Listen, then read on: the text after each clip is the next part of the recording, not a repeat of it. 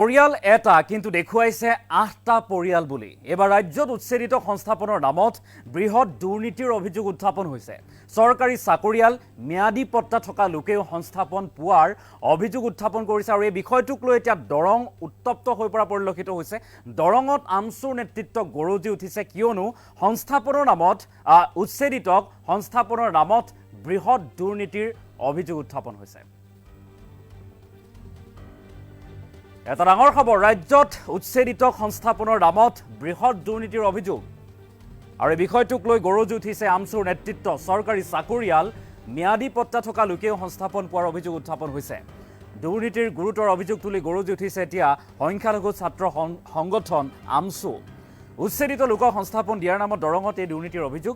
দৰঙত এই বিষয়টোক লৈ ব্যাপক প্ৰতিক্ৰিয়াৰ সৃষ্টি হৈছে। ঢোলপুৰৰ উচ্ছেদিত লোকক দলগাঁৱৰ বিভিন্ন স্থানত দিয়া হৈছে সংস্থাপন, কিন্তু উচ্ছেদিত লোকৰ বাহিৰে আন লোককো সংস্থাপন দিয়াৰ এতিয়া অভিযোগ উত্থাপন হৈছে। যিসকলক উচ্ছেদ কৰাই হোৱা নাই তেখেতসকলো সংস্থাপন দিয়াৰ অভিযোগ। বৰপেটা গোৱালপাৰাৰ পৰা সংস্থাপন বিচাৰি আহিছে একাংশ লোকে। সদৌ অসম সংখ্যালঘু ছাত্ৰ ইউনিয়ন দৰং জিলা সমিতিৰ এই গুৰুতৰ অভিযোগ আৰু তাৰ পাছতে বিষয়টোক লৈ সৰব দৰং জিলা আয়ুক্তক অভিযোগ দিয়াৰ পিছতে তোলপাৰ এতিয়া অঞ্চলটোত তোলপাৰ লাগিছে। ধনৰ বাবে এই জালিয়াতি কৰি থকাৰো অভিযোগ তুলিছে একাংশই। একাংশ দুষ্ট চক্ৰ ইয়াত নামি পৰিছে। একেটা পৰিয়ালতে ভাগ ভাগ কৰি মাটি দিয়াৰ তথ্য সদৰি কৰিছে দুষ্ট চক্ৰই। পৰিয়াল এটাই কিন্তু ৮টা পৰিয়াল দেখুৱাই সংস্থাপন দিয়াৰো অভিযোগ।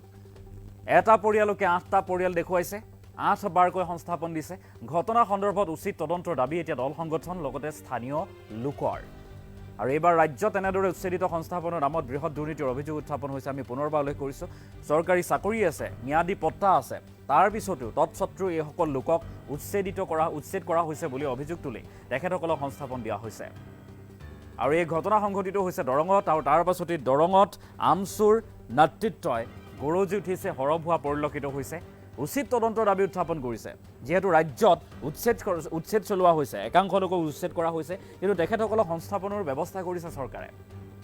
আৰু এই সংস্থাপনৰ ব্যৱস্থা কৰোঁতে দুৰ্নীতি হৈছে বুলি আমচুৰ নেতৃত্বই এতিয়া ক'ব বিচাৰিছে বা অভিযোগ উত্থাপন কৰিছে। সদৌ অসম সংখ্যালঘু ছাত্ৰ ইউনিয়ন দৰং জিলা সমিতিয়ে অভিযোগ উত্থাপন কৰি জিলা আয়ুক্তক অভিযোগ দাখিল কৰিছিল। তাৰ পিছতে অঞ্চলটোত এতিয়া তোলপাৰ লাগিছে, চাঞ্চল্যৰ সৃষ্টি হৈছে।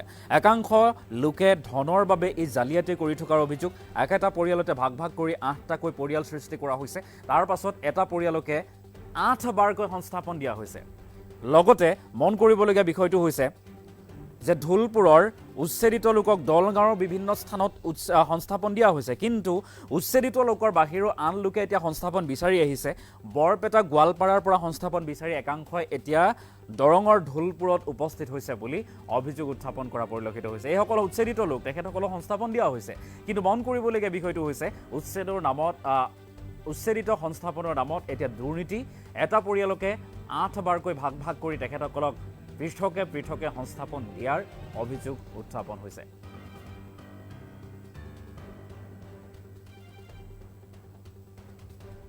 হয়, শ্যামপুৰৰ উচ্ছেদিত পৰিয়ালসকলক লৈ যি ধৰণৰ বিতৰ্ক চলি আছে, এই বিতৰ্কৰ আচলতে মূল কথাটো হৈছে যে যিসকল ঢোলপুৰৰ উচ্ছেদিত মানুহ, আমি চৰকাৰৰ লগত হোৱা আলোচনা মৰ্মে তেখেতসকলক ভূমি প্ৰদান কৰাৰ কথাটো হয়, কিন্তু আচলতে সেইসকল মানুহক ভূমি পুনৰ সংস্থাপন দিবলৈ গৈ কিছু সংখ্যক তেওঁলোকৰ ম্যাদী পট্টা থকা মানুহ, তাৰপিছত আপোনাৰ একোজন মানুহে 2 জেগাত বা 3 জেগাত তেওঁলোকে ভূমি লৈছে, বা কিছু সংখ্যক মানুহ আছে যে তেওঁলোকে আচলতে উচ্ছেদ হোৱাই নাছিলে, তেওঁলোকে হয়তো বা বৰপেটা বা গোৱালপাৰাৰ বাসিন্দা। সেইসকল মানুহ তেওঁলোকে বিভিন্ন ধৰণে মানে বক্ৰ পথেৰে তেওঁলোকে ইয়াত ভূমি লৈছে বা পুনৰ সংস্থাপন লৈছে। সেইখিনি মানুহৰ বিৰুদ্ধে পূৰ্বৰ পৰাই আমচুৱে এটা সবল স্থিতি গ্ৰহণ কৰি আহিছিল যে যিসকল উচ্ছেদিত মানুহ তেওঁলোকেহে ইয়াত ভূমি পাব লাগে, আৰু যিসকল উচ্ছেদিত মানুহ নহয়, বাহিৰৰ মানুহে মানে ভূমি লৈছে, সেইসকল মানুহক মানে ভূমি প্ৰদানৰ পৰা বিৰত ৰাখিব লাগে। গতিকে এই কথাটো আমাৰ স্পষ্ট। আৰু আমি অসম চৰকাৰক বাৰম্বাৰ এটা কথা কৈ আহিছোঁ, জিলা প্ৰশাসনক আমি এটা কথা বাৰম্বাৰ কৈ আহিছোঁ যে যিসকল মানুহ ইতিমধ্যে পুনৰ সংস্থাপন দিয়া হৈছে, সেইসকল মানুহক যাতে তেওঁলোকৰ ভূমিখিনিক যাতে আবণ্টন দিয়া হয়, তেওঁলোকৰ নামত যাতে ম্যাদী কৰি দিয়া হয়, পৰৱৰ্তী সময়ত যাতে তেওঁলোকে আৰু কোনো কাৰণতে উচ্ছেদৰ সন্মুখীন হ'বলগীয়া নহয়, এই কথাটো স্পষ্ট। কিন্তু আমি দেখিবলৈ পাইছোঁ যে কিছুমান পৰ্টেল মিডিয়া বা মূল সুঁতিৰ মিডিয়াই আমাৰ বিৰুদ্ধে কিছুমান প্ৰপাগণ্ডা তেখেতসকলে মানে বাতৰি পঢ়ি পৰিৱেশন কৰি আছে। এই বাতৰি পৰিৱেশন কৰাৰ আগতে সাংবাদিক বন্ধুসকলক আমি এটা আহ্বান জনাইছোঁ, তেওঁলোকে যাতে আমাৰ মতামতসমূহ যাতে গ্ৰহণ কৰে। ৰাইজে কোৱাৰ পিছত তেওঁলোকে আমাৰ মতামতটো ল'লে শুদ্ধ কোনটো আৰু অশুদ্ধ কোনটো সেই কথাটো স্পষ্ট হৈ পৰিব। গতিকে সাংবাদিক বন্ধুসকলক আমি আহ্বান জনাইছোঁ, তেওঁলোকে যাতে আমাৰ মতামতসমূহ গ্ৰহণ কৰি তাৰপিছত তেওঁলোকে যাতে শুদ্ধ আৰু সত্যনিষ্ঠ বাতৰি পৰিৱেশন কৰে। ধলপুৰ উচ্ছেদিত মানুহক দলগাঁও সমষ্টিৰ শ্যামপুৰত সংস্থাপন দিয়া হৈছিল আৰু তাতে কিছুমান অবৈধভাৱে কিছু মানুহে ধনৰ বিনিময়ত কুপন বিক্ৰী কৰি কিনে গোৱালপাৰা, বৰপেটা এইবিলাক জেগাৰ পৰা মানুহখিনি ইয়াতে সংস্থাপন দিছিল কিছুমানে দালালে। কিন্তু সেই সময়ৰ পৰাই আমচুৱে ইয়াৰ বিৰোধিতা কৰি গৈ আছে। দৰং জিলা সমিতি আমচুৰ তৰফৰ পৰা সেই সময়তো স্মাৰকপত্ৰ জিলা উপায়ুক্ত মহোদয়ক দিয়া হৈছিল, বৰ্তমানো দিয়া হৈছে। কিন্তু যোৱা দুদিনমানৰ পৰা দেখা গৈ আছে যে কিছুমান দালাল চক্ৰই এই কথাটো ওলোটাকৈ আমচুৰ নেতাক ইয়াতে সাঙুৰ খুৱাই বেয়াকৈ মানে নিউজ পৰিৱেশন কৰা বাতৰি পৰিৱেশন কৰা আমাৰ দৃষ্টিগোচৰ হৈছে। এই মানুহখিনিক আমি বহাইছোঁ আনি ইয়াত আলাপ আলোচনাৰ মাধ্যমেৰে ইয়াত বহোৱা হৈছে। মানুহখিনিক মাটিৰ পট্টা দিয়াৰ কাৰণে আমি এতিয়ালৈকে হেঁচা প্ৰয়োগ কৰি আছোঁ।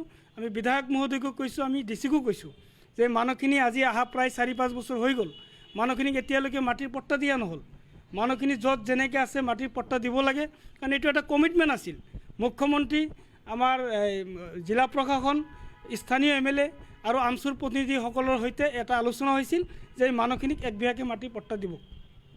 এই মাটিৰ পট্টাখিনি এতিয়ালৈকে দিয়া নাই। গতিকে আমাৰ স্থিতি স্পষ্ট যে মাটিৰ এই যিখিনি উচ্ছেদিত পৰিয়াল পুনৰ সংস্থাপন কৰা হৈছে তাত মাটিৰ পট্টা দিব লাগিব। লগতে আৰু এটা অভিযোগ, মানে এইটো কিছুমান প্ৰমাণ সহকাৰে আমি পাইছোঁ যে তাত এটা চক্ৰই উচ্ছেদিত এলেকাৰ বাহিৰৰ কিছু মানুহক তাক সংস্থাপন কৰিছে।